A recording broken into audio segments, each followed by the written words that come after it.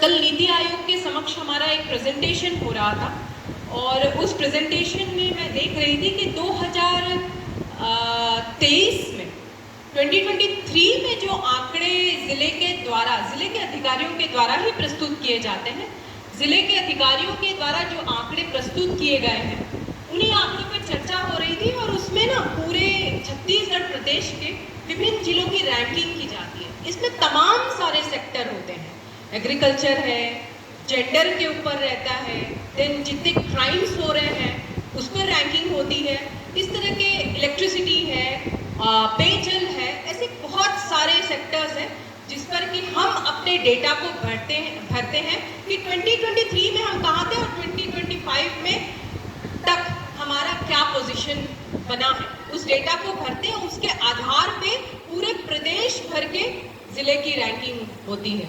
मुझे समझ में आ रहा है लोगों को बहुत गर्मी लग रही है, शायद धूप बहुत तेज है, मुझे ऐसा फील भी होता है। तो मेरे ख्याल से सभी बच्चे मेरे साथ सहमत होंगे इस बात को। हम लोग भी दिन भर एसी में बैठते हैं, लेकिन ऐसे कई सारे दिन होते हैं जब हम लोग गाँव का दौरा करते हैं और कड़ी धूप पे भी खड़े रहते हैं। तो ये है कि आप इंस्पेक्शन कर रहे हैं तो आपको वास्तव में पता चलता है कि ज़िले में क्या हो रहा है। तो बिल्कुल वही चीज़ है। बहुत समय नहीं लूँगी मैं, चूँकि आप सब यहाँ उपस्थित हैं और बातों को गौर से सुन रहे हैं, तो मैं एक बात ज़रूर हाईलाइट करूँगी। तो जो आंकड़े प्रस्तुत हुए उसमें मैंने देखा डोमेस्टिक वायलेंस के 2023 में जो आंकड़े प्रस्तुत किए गए थे वो 9% थे। 2025 में जो आंकड़े प्रस्तुत हो रहे हैं वो बढ़ के 15% हो गया। जो ज़िले में सुसाइड के आंकड़े थे वो लगभग 13.79% था, वो बढ़कर आज 32% हो गया।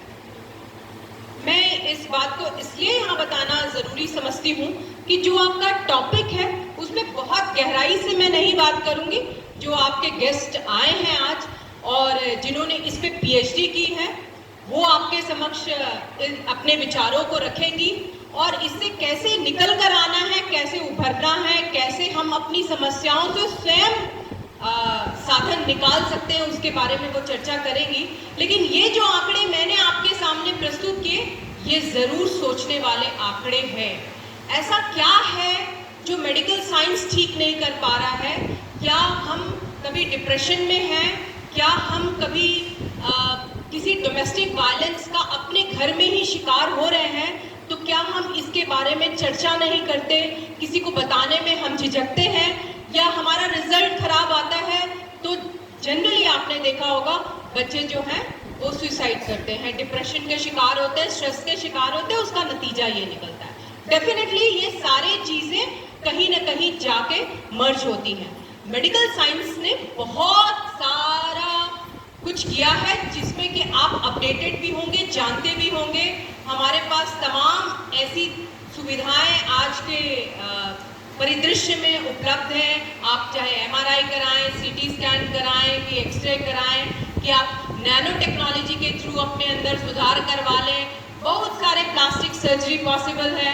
आयुष विभाग बहुत सारे ऐसी चीज़ों को करता है जिसमें कि आप होम्योपैथिक के सिस्टम से इलाज कर सकते हैं, यूनानी सिस्टम से इलाज कर सकते हैं, n number of things. Naturopathy बहुत फेमस हो रहा है। लेकिन एक ये जो मेथडोलॉजी और डिफरेंट एस्पेक्ट आपके सामने प्रस्तुत किया जाएगा, मुझे पूर्ण विश्वास है इसको आपको अपने जीवन में उतारने में और इसको शामिल करेंगे अगर आप अपने ज़िंदगी में, तो मेरे ख्याल से life will become more easy. मैं बहुत समय नहीं लेते हुए मैं अपनी वाणी को यही विराम देती हूँ।